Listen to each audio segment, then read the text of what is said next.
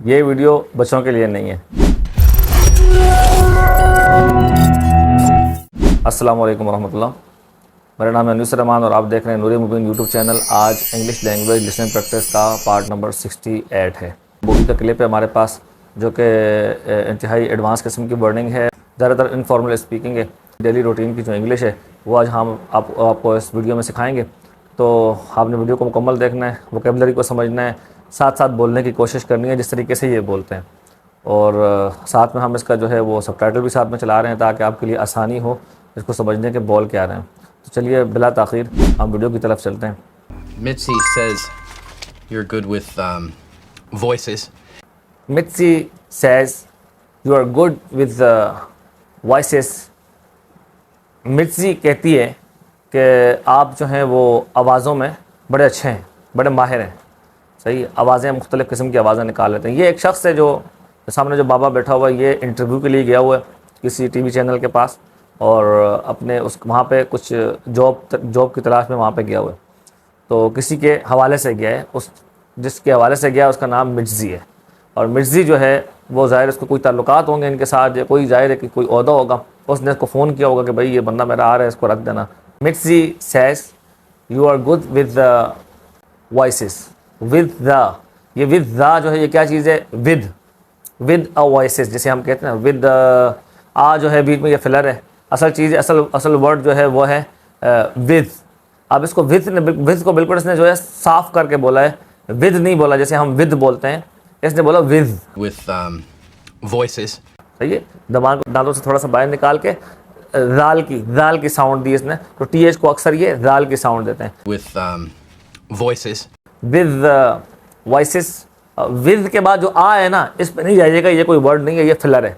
ठीक है, जब आदमी बात करता है तो सोच के बात करता है, वो सोचते वक्त जो उसके अल्फाज निकलते हैं उनको फिलर कहते हैं। ठीक है, तो मिर्जी कहती है कि तुम जो है आवाज़ में माहिर हो। आगे सुनिए क्या कह रहे हैं। And Mitzi is a very good judge. And Mirji is a very good जज। मिर्जी जो है वो एक बहुत अच्छी जज भी है। सही है, वो बहुत अच्छा फैसला करती है। किसी के बारे में अगर कहे ना कि वो बहुत अच्छा है तो वो ज़ाहिर है वो बहुत अच्छा ही होता है, तभी मिर्जी ऐसा कहती है। So, I'm setting up a new show for the fall. Now, So I'm setting up a new show for the fall. मैं फॉल के लिए एक नया शो शुरू करने वाला हूँ। फॉल से मुराद क्या है? ऑटम, जैसे हम कहते हैं, फॉल भी कहते हैं उसको। इसका मतलब होता है ख़िज़ां का मौसम। ठीक है, तो मैं ख़िज़ां के लिए एक नया शो शुरू करने जा रहा हूँ। सेटिंग अप का मतलब शुरू कर रहा हूँ, मैं उसकी तरतीब दे रहा हूँ, उसकी तैयारी कर रहा हूँ, नए शो की तैयारी कर रहा हूँ। सही है, तो जो कि कहाँ कब शुरू होगा? फॉल में, यानी कि ख़िज़ां में शुरू होगा। अक्सर मोस्टली जो शोज़ वगैरह हैं इनके यहाँ जो है वो फॉल में, ख़िज़ां में शुरू होते हैं, क्योंकि वो ऐसा मौसम होता है कि जो बहार भी नहीं होती और कोई ऐसा मौसम नहीं होता कि जिसमें आदमी जो है वो लोग बाहर जाएं, तो लोग घरों में रहना ज़्यादा पसंद करते हैं ख़िज़ां के मौसम में। इस वजह से टीवी शोज़ वगैरह ये ख़िज़ां में शुरू होते हैं ताकि लोग घरों में रहें और वो आसानी से उनकी नज़र से गुजर जाए और वो उसको देखें, फ़ारिग होते हैं लोग। शायद ये एक वजह होगी, मेरा एक पॉइंट ऑफ व्यू है ख़िज़ां में। इस वजह से उसने कहा कि ख़िज़ां में मैं शो शुरू करूँगा फॉल के मौसम में। तो कोई और रीज़न भी इसमें हो सकता है। तो कह रहे हैं कि मैं फॉल में यानी ख़िज़ां के मौसम में एक नया शो शुरू करने वाला हूँ। I am setting up a new show for the fall. I am setting up a new show for the fall. मैं फॉल में एक नया शो शुरू करने वाला हूँ। Not this morning TV crap.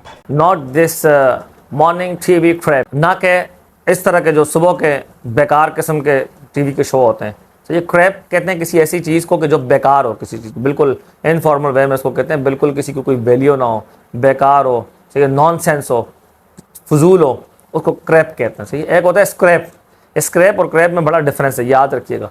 Krebs जो होता है ना, वो किसी चीज़ को बिल्कुल जिसको उसके अंदर उस चीज़ की कोई वैल्यू ही नहीं है, बेकार चीज़ है मेरी नज़र में, उसको मैं तब क्रैप कहूँगा। लेकिन स्क्रैप से मुराद क्या होता है? स्क्रैप एक वैल्यूएबल चीज़ होती है जो कि फॉर एग्ज़ाम्पल कार जो है वो अगर पुरानी हो जाए, ओल्ड कार, उसको हम स्क्रैप बना देंगे। मतलब उसको रिसाइकलिंग के लिए, किसी भी चीज़ को रिसाइकलिंग के लिए स्क्रैप करा दीजिए। भाई ये चीज़ जो है ये अभी इसका कोई काम नहीं है, ये अभी बेकार हो गई है, अब इसके स्क्रैप में डाल दो ताकि रिसाइकलिंग हो सके इसकी। ठीक है, दोबारा उससे कुछ और बनाया जा सके। तो इस मकसद के लिए स्क्रैप होता है। ठीक है, और स्क्रैप में अच्छी अच्छी चीज़ें भी आती हैं। हमारे पाकिस्तानी लोग तो ज़्यादा जानते हैं कि स्क्रैप की क्या वैल्यू है। स्क्रैप के बड़े बड़े कंटेनर्स मंगवाए जाते हैं, बड़े बड़े कारोबार होते हैं स्क्रैप पे हमारे यहाँ। तो क्रैप और स्क्रैप जो है दोनों अलग अलग चीज़ें हैं, इसको जहन में रखिएगा। क्रैप का मतलब बिल्कुल बेकार चीज़, जिसकी कोई वैल्यू ही नहीं है, बिल्कुल बेकार है, नॉनसेंस है, फजूल है, उसको हम क्रैप कहते हैं। और स्क्रैप किसे कहते हैं? जो कि ऐसी चीज़ के जो वेल्थी हो, जिसकी कीमत हो, अगरचे वो चीज़ पुरानी हो गई हो, उसको हम रख देते हैं कि भाई हम इसको रिसाइकलिंग करेंगे इसकी। चाहिए कुछ और चीज़ इससे बन जाएगी, या XYZ कोई भी काम इससे लिया जा सकता है, उसे स्क्रैप कहते हैं। ठीक है, वो बेकार नहीं होता, काम की चीज़ होती है। Something late night, something different. Something let night, something different, कुछ ऐसी चीज़ को जो रात में देर से हो, ताकि लोग सब घर में मौजूद हों उस वक्त, तो लेट नाइट मतलब रात में देर से वो चीज़ हो। और समथिंग डिफरेंट, वो डिफरेंट भी हो ताकि लोगों को उसमें, लोगों की जो है ना इंटरेस्ट भी हो लोगों का उसमें ना, तो इंटरेस्टेड चीज़ हो, कोई सी डिफरेंट हो, अलग चीज़ हो, बिल्कुल हट के हो। How old are you? How old are you, how old are you, सही है, ओल्ड आर यू पूरा नहीं, हाउ ओल्ड आर यू। हर लफ्ज़ देखें कनेक्टिव स्पीच में जो होता है ना, इनफॉर्मल में, वो हर लफ्ज़ दूसरे के साथ मिला हुआ होता है, ये एक खासा होता है स्पोकन इंग्लिश का। ठीक है, तो कनेक्टिव स्पीच होती है, उसमें हर लफ्ज़ दूसरे के साथ मिला होता है। How old are you, how old are you, how old, ये हाउ और ओल्ड आपस में मिला बिल्कुल सही। ओ के में जो वोवेल साउंड है, ओ वाली, वो साउंड नहीं आई। How old are you?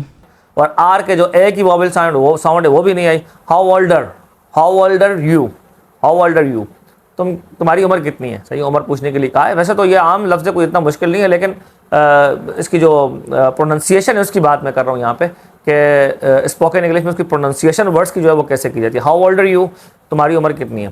ठीक है, Mervin, we have a problem with De Silva. अब जैसे ही उससे पूछ रहा था, उससे बातचीत शुरू कर रहा था कि कॉल आ गई या मैसेज आ गया, जो भी है, तो कह रहे हैं कि Marvin we have a problem with De Silva. Marvin शायद इसका नाम है। डे सिल्वा के साथ हमें एक प्रॉब्लम है, एक मसला हो गया डे सिल्वा के साथ। सही है, अब आगे देखिए, पूरी आप बात सुनेंगे तो आपको समझ में आ जाएगी बात क्या है। What is it this time? What is it this time, इस वक्त क्या हो गया, अब क्या हो गया। What is it this time, ये कब कहते हैं, जब फ्रस्ट्रेटेड हो जाए आदमी, या किसी चीज़ से बहुत ज़्यादा मायूस हो जाए, परेशान हो जाए, तंग आ जाए किसी चीज़ से, कि भाई ये तो मुसीबत ही करता रहता है बंदा। तो अब उस वजह से फिर हम कहते हैं कि भाई व्हाट इज़ दिस टाइम, अब क्या हुआ है। भाई ये उस वक्त कहते हैं, जैसे उर्दू में भी हम ये वर्ड इस्तेमाल करते हैं, अब क्या हुआ है, तो इंग्लिश में भी इसी तरह what is it this time, अब क्या हो गया है। सही, उकताहट की वजह से, यानी कि मायूसी हो गई उस बंदे से कि ये तो हरकतें ही करता रहता है कुछ ना कुछ। सही, डे सिल्वा। तो अब आगे क्या जवाब मिलता है देखिए। He's been arrested. For what? He is been arrested, अब ही को हैज़ के साथ मिलाया, ही हैज़ था पूरा, ही इज़, इसको तो लिखने में भी हम ही इज़ करते हैं ना। कुछ रिडक्शन ऐसी होती है कि जो हम लिखने में भी करते हैं। सही है, इंग्लिश में लिखने में भी, रिटर्न में भी वो आ गई हैं। और कुछ ऐसी रिडक्शन हैं कि जो अभी तक लिखने में नहीं आई हैं, क्या पता आगे जाके वो आ भी जाएँ, लेकिन अभी तक वो लिखने में नहीं है, लेकिन बोलने में तो ज़ाहिर है वो उसी तरह रिडक्शन है और कॉन्ट्रैक्शन है, अल्फाज को आपस में मिला के पढ़ते हैं। ही इज़ बिन अरेस्टेड, तो ही हैज़ बीन अरेस्टेड मतलब उसको गिरफ्तार कर लिया गया है। He's been arrested. For what? He has been arrested, ये पैसिव वॉइस है प्रेजेंट परफेक्ट का। ठीक है, ही हैज़ बीन अरेस्टेड, उसे अरेस्ट किया जा चुका है, उसे पकड़ा जा चुका है। आगे से फिर पूछ रहे हैं फॉर व्हाट, किस वजह से। अब आगे वजह बताएंगे। For what? Indecent exposure. Indecent exposure, indecent का मतलब होता है बेहयाई, बेहयाई वाला। एक्सपोजर का मतलब होता है इजहार, नुमाइश। तो बेहयाई की नुमाइश, ये इसकी लफ्ज़ी मतलब है। इनफॉर्मल वे में इसका यूज़ होता है, किस मीनिंग में होता है, इस मीनिंग में होता है मोस्टली कि जब कोई आदमी जो है अपना लिबास जो है वो पब्लिकली उतार दे। ठीक है, तो मैं बड़े एहतियाती मोहतात अल्फाज इस्तेमाल कर रहा हूँ, ये उससे भी थोड़ा सा आगे है। तो अब जब अपना लिबास उतार दें तो उसको लिए कहते हैं भाई बेहयाई का मुजाहरा करना, या फिर इनडिसेंट एक्सपोजर। सही है, एक्सपोजर, एक्सपोजर। रे के ऊपर अगर 3 नुक्ते लगा लें ना, रे के ऊपर 3 नुक्ते, तो उसकी जो साउंड होती है वही साउंड यहाँ पे जाला बारी जैसे होते हैं, जाला बारी, ना जे होगा ना ये होगी। ठीक है, दोनों के दरमियान वाला, दोनों को मिक्स करके एक्सपोजर। ठीक, इनडिसेंट एक्सपोजर। तो इसको हम आसान अल्फाज में बेहयाई की नुमाइश, सही, ये इसको आसान अल्फाज में इसकी ट्रांसलेशन होगी। बाकी आप समझ गए, मैंने इसी वजह से पहले कह दिया कि भाई बच्चों के लिए ये वीडियो नहीं है, बच्चे ना देखें। थोड़े से अल्फाज ऐसे हैं कि जो हमें नामुनासिब लग रहे हैं कि बच्चे सुने और बच्चे उन अल्फाज को सीखें। सही है, तो इस वजह से बड़े सीखें, बड़ों के लिए ज़्यादातर ये फ़ायदेमंद होगा कि अल्फाज का मतलब पता होना चाहिए। बाकी हम ये इस वजह से नहीं है कि अब हर लफ्ज़ जाके हमें बोलना ही है। समझ गए बात को, आगे देखिए। Why can't that corn eater keep his pants on? Why can't that corn eater keep his pants on? Corn eater का वर्ड जो है ना, इनफॉर्मल वे में ये इस्तेमाल होता है एक देहाती के लिए। ठीक है, इसके लफ्ज़ी माने तो ये है कि मकई खाने वाला। कॉर्न का मतलब मकई होता है, कॉर्न ईटर मकई खाने वाला। लेकिन ये वर्ड इनफॉर्मल वे में यूज होता है किस मीनिंग में? देहाती, पेंडू। Why can't that corn eater keep his pants on? ये कॉर्न ईटर, ये देहाती आदमी क्यों अपनी पैंट को पहन कर नहीं रख सकता? Why can't that corn eater keep his pants on? ये देहाती शख्स अपनी पैंट को पहन कर क्यों नहीं रख सकता? ठीक है, तो ये उसके एक गुस्से के तौर पर ये बात कर रहे हैं, इनफॉर्मल वे में, गुस्से में आकर कि भाई ये पैंट को पहन कर क्यों नहीं रखता? इस तरह के बेहयाई हमेशा करता रहता है ये। शायद इसकी पहले भी ऐसी हरकतें होंगी इस शख्स की, इस वजह से ऐसी बात कर रहे हैं कि जो रूटीन वाइज ऐसे ही काम कर रहे हैं। तो कॉर्न ईटर का मतलब क्या हुआ? मकई खाने वाला, लेकिन यहाँ पे इसकी मीनिंग होगी देहाती, इनफॉर्मल वे में। कॉन्टेक्चुअल मीनिंग यहाँ पे इसकी होगी, ये तब बोला जाता है गुस्से पे आकर जब किसी को आपने कहना हो कि भाई ये बहुत देहाती आदमी है, ये कोई जाहिल है, पेंडू है, तो उसको हम कहते हैं इंग्लिश में कॉर्न ईटर। ठीक है, Do we bail him out or what? Do we bail him out or what? अब देखें, do we bail him out or what, ये पूरा वर्ड है, लेकिन उसने कितने जल्दी में बोला, फ्लुएंटली बोला और कनेक्टिव स्पीच के तौर पे बोला। सही है, ये डेली लाइफ की इंग्लिश होती है। Do we bail him out or, ये है पूरा वर्ड, लेकिन उसने मिला के कनेक्टिव स्पीच में बोला। सही है, तो क्या बोला? Do we bail him out or what? Do को वी के साथ, वी को बेल के साथ, बेल को हिम के साथ और हिम को आउट के साथ और आउट को और के साथ मिलाया। Do we bail him out or what? आपस में मिला के पढ़ा, बीच में वोवेल जो है वो सारे उड़ाए हुए हैं बीच में। Do we bail him out or what? सही, हम इसकी बेल करेंगे, इसकी ज़मानत करेंगे, ज़मानत करके उसको बाहर निकालेंगे या क्या? अब क्या मशवरा है तुम्हारा, क्या करना चाहिए हमें? व्हाट से मुराद क्या है? What we have to do, हमें क्या करना है? हम इसको बेल करेंगे इसकी या क्या करेंगे? आगे क्या जवाब दे रहे हैं? No, leave him in jail. No, leave him in jail. L की जो साउंड है थोड़ा सा मोटा करके लीव, सही है, लीव हिम इन जेल, इसको जेल में ही छोड़ दो, इसको अकल ठिकाने आएगी इसकी। So, who's gonna do the weather report? So who is gonna do the weather report? तो फिर वेदर रिपोर्ट जो है वो कौन देगा? तो पता चला कि डिसिल्वा जो है ये कौन है, ये वेदर की रिपोर्ट देते हैं, मौसम की रिपोर्ट इसने देनी होती है। ठीक है, तो अभी जो है वो जब वो जेल में है तो मौसम की रिपोर्ट जो टीवी में देनी है वो कौन देगा मौसम की रिपोर्ट? उसकी जगह पे तो कोई बंदा नहीं मेरे पास। हु इज गोना की फुल फॉर्म क्या है? Who is going to. इसने क्या बोला? Who is gonna. सही, ये कॉन्ट्रैक्शन है ये तो। अच्छा, हु इज, इसका तो कॉन्ट्रैक्शन लिखने में भी आता है, हु के साथ अपोस्ट्रोफी और एस लगा के बताया जाता है कि भाई ये हु इज है पूरा। और गोना जो है ये लिखने में नहीं आता, गोइंग टू ये लिखा जाता है और पढ़ा क्या जाता है? गोना, कहा क्या जाता है? Gonna. Who is gonna do the weather report? मौसम की खबर कौन पढ़ेगा फिर इसके बजाय, इसकी जगह पे कौन होगा? आगे देखिए। I don't know. I don't know, गुस्से में आ, मुझे नहीं पता कौन करेगा। Well, you've got about 20 minutes to figure it out. Well, you've got about 20 minutes to figure it out. Well, you have got का मतलब होता है you have, याद रखिएगा। you have और you have got का मतलब सेम ही है। इनफॉर्मल में you have got बोलते हैं ज़्यादातर मोस्टली, और वैसे you have का मतलब भी वही होता है।